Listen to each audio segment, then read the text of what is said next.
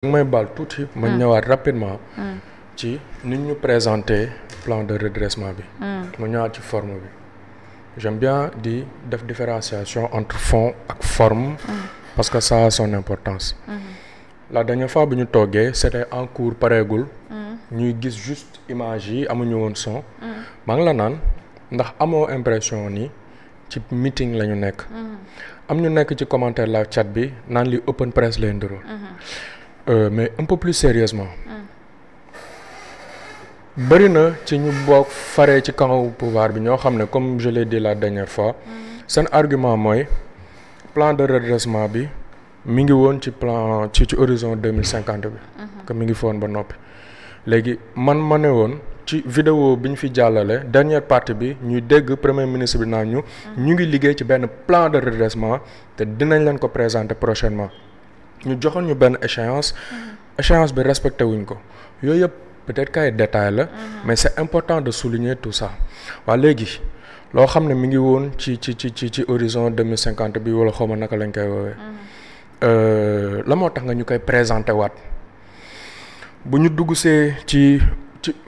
ñu laal tuuti ci fond bi mais desaale ci forme ba tey bu ñu gisee ni ñu phasé plan bi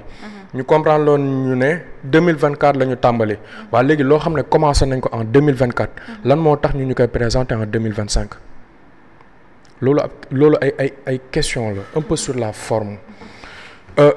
plan bu ni mel lan moo tax mu impératif ñu dem Grand Théâtre pour présenter ñu ko fa lan moo tax mënuñu ko dem présenter ci Assemblée nationale député yi waxtaan ceeg ñoom parce que jàpp nañ ne déclaration de politique générale ba bu amoon débat peut-être que député ya dinañ aborder yenn ci points yi nga xam ne moom la ñu nekk di résorber ci plan de redressement bi résorber en tout cas moom la ñuy essayer résorber ci plan de redressement bi mais tu as fait passer ta déclaration de politique générale sans débat tu n'as pas donné l'opportunité excusez-moi ci français bi joxoo opportunité ñi nga xam ne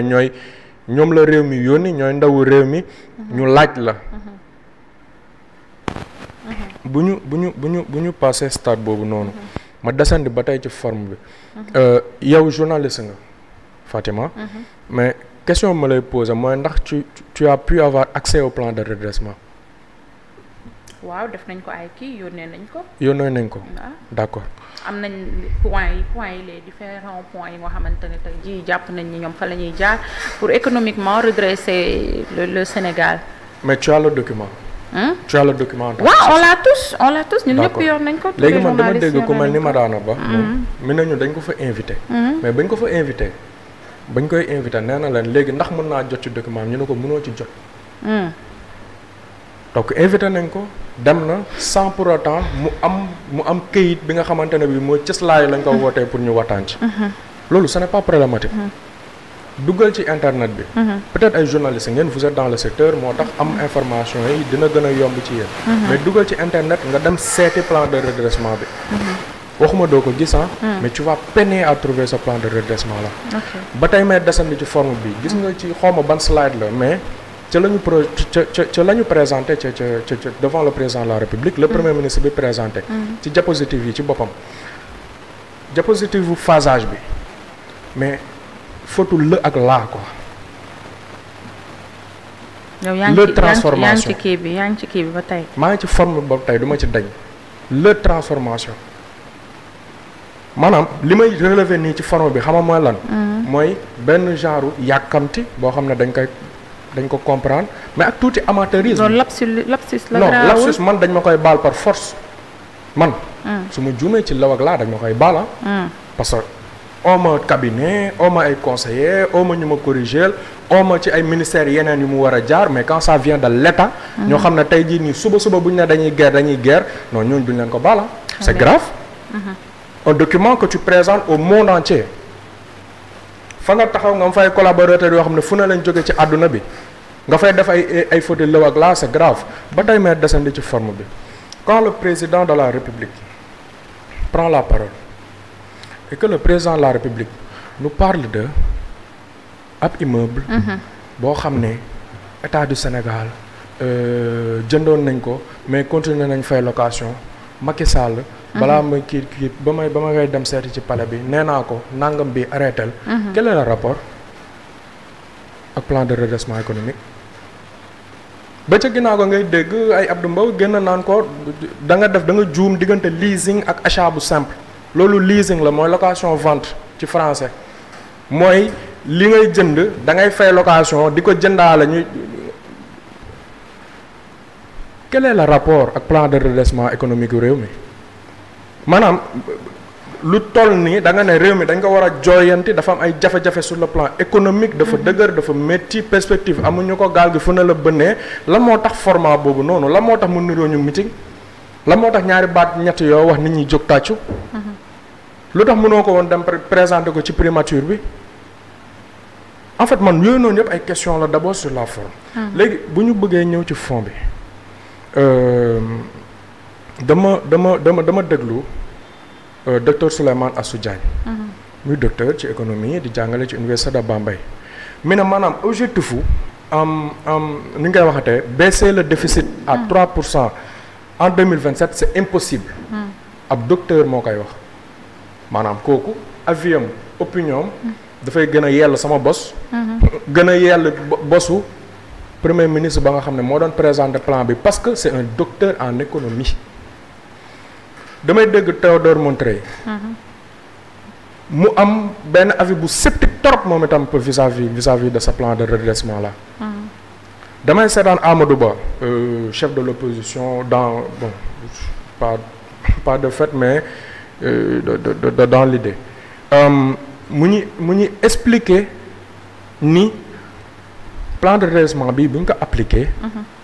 mën na ndërmeel réew mi pas sur le plan économique mais sur le plan social parce que lu ñu gis la ci yeneen i réew et effectivement bu fekkee taxation yi kenn bañul nga taxé kenn bañul nga ne ci économie endogène bi nga war a basé wu à 80% loolu lépp kenn bañu ko mais loolu situation boobu lan moo ko créé d'abord c'est parce que da nga doon kaas ci leb bu bëri nga ñëwal leb ci benn rythme bu effréné boo xam ne ña nga doon xas ci leb bu bëri ñoom rythme boobu musuñ koo lebe te ñoom ba ñuy leb au plus fort de maanaam de leb bi ñoom leb bi fa mu bëree ba gën fa bëri ay période yu précis la période Covid période yi nga xamante ne bi ñu ngi ci ay dépenses sur le plan des infrastructures mais yow leb yi nga leb ci ay dépenses de fonctionnement nga ko dugal ñu ñëw ci dépenses de fonctionnement yi comprendre nga ne gafa gab Sénégal bi sa bos sama bos nañ ci dagg lu bëri mais à quel moment nga comprendre ni nangam dinañ ko dagg ci fonctionnement administration bi non mieux à quel moment ci présentation bi nga comprendre ne dinañ dagg nangam ci budget wu primature wala nangam ci budget wu président wala fonds yooyu wala caisse yooyu ñuy alloué président de l'Assemblée wala à quel moment nga comprendre ne danañ ko dagg à quel moment nga comprendre ne frais de mission wu dina am luñ ci wàññi c'est-à-dire que aujourd'hui ñun ñoo war a supporter sénégalais bi non pas sénégalais bi mais sénégalais bi nga xamante ne bi amul benn salaire bi amul benn niveau de responsabilité bi moo war a supporter maanaam sénégalais bi nga xam ne mooy tox cigarette moom moo war a supporter plan de redressement bi sénégalais bi nga xamante ne bi dafa ñàkk yaakaar ba tax muy jouer muy jouer ci ay paris sportif muy dem di miser ci naar bi pour yaakaar lu mu ci jële kooku moo war a supporter coût yi mais ñi nga xam ne ñu ngi ci benn piédestal bi est-ce que dagg nañ est-ce que impôt est-ce que dégg nga ñu ne la dinañ yokk l'impôt gi ci produit de luxe yi est-ce que dégg nga ñu ne dinañ yokk l'impôt ci bijoux wala dinañ yokk l'impôt ci oto yu cher yi bah non attends en tout cas dégguma ko mais lu tax doo ko dégg parce que loolu ça voudra dire que ñoom dañuy pâtir ci l'impôt gi wala ci redressement fiscal bi wala ci taxation bi et l'un dans l'autre j'espère que dina amaat benn round up parce qu'il y a beaucoup de points yu ñu war a laal mais li nga xamante ne bi moom mooy li wér li nga xamante ne bi moom mooy li wóor mooy ñu ngi jëm ci teg sénégalais yi lu diis loo xamante ne bi sur la durée ça va être très difficilement soutenable. Très bien. te ñoom njëkkee wuñ ko. D'accord, très bien, merci beaucoup Baba. Amina fay lempo jot na ci yow de meesu ji sax dañuy fay lempo. ay créateur de contenu. ah léegi est-ce que yow tu penses que vraiment c'est la bonne méthode pour joyanti koom gi est-ce que c'est la bonne méthode parce que 90% bari na de Amina moo war a jóge ci suñu réew mii dëgg-dëgg ñun ñu yoree ko suñu bopp c'est bien si on le réussit.